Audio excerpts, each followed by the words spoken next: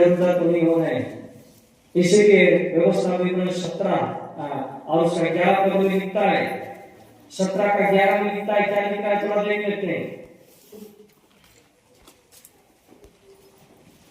व्यवस्था की जो बात वे तुझे बताएं, व्यवस्था की जो बात तुझे बताएं, और न्याय की जो बात वे तुझसे कहें, और न्याय की जो बातें तुझसे कहें, उसके अनुसार करना, उसके अनुसार करना। बात में तुझको बताए, जो बात में तुझको बताए, इससे दाहिने या बाएं ना मुड़ना। और प्रभु कहता है इससे तू दाएं बाएं नहीं मुड़ना। जो बात जो प्रचार होता है उससे हमको दाएं बाएं मुड़ना नहीं, जो विषय बताया जाता है उससे हमको दाएं बाएं मुड़ना नहीं है। मसीह में प्रिय भाई और बहन, उसके साथ साथ मैं इतना बोलना चाहूंगा कि ये जो महीना है हमारे लिए संघर्ष का महीना है। ये महीना हमारे लिए खुशी के साथ साथ संघर्ष का महीना है। प्रार्थना में लगिए, सब लोग प्रार्थना कीजिए कि 19 मार्च हमारा सफल होना चाहिए। 19 मार्च हमारे लिए महान दिन होता है।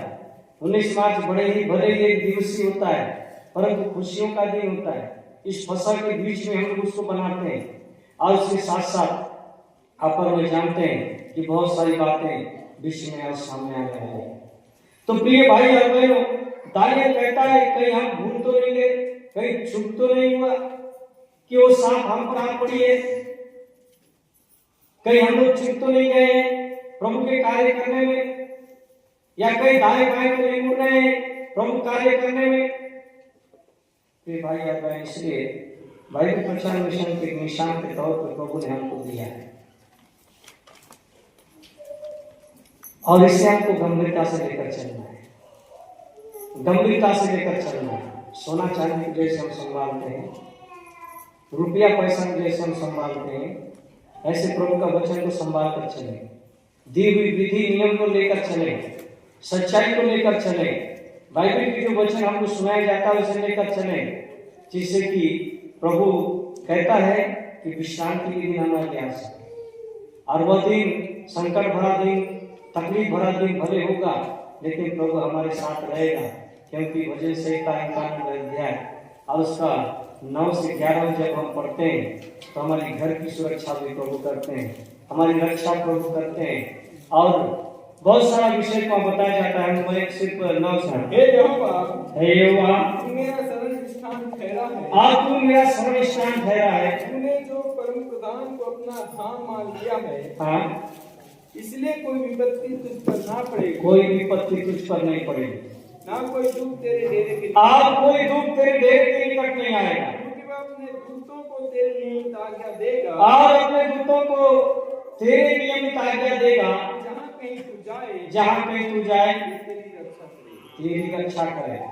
मसीह में प्रिय भाई और बहन, हमारे घर के चारों दूत होते हैं प्रभु के, हम भले नहीं देखते हैं, लेकिन प्रभु हमें नहीं छोड़ते। प्रभु हमारे संग होते हैं, हमारे साथ होते हैं, हमारे घर के चारों दूतों को देखते हैं। अभी आप देखते जाइए कि लोग और भी अविश्वासी पल में बढ़ते जाएंगे, क्योंकि ये दिन हो रहा है, ऐसा समय हो रहा है, और ये समय इसलिए होगा जब मैं हमेशा आप लोगों को बताते आया हूं कि लोग के पास पूंजी होता है तो ज्ञानवान होते हैं, लोग बढ़ने लगते हैं प्रभु का दिया हुआ सारे आशीषों से, तो उस समय प्रभु के पास आने के लिए समय नहीं होता है।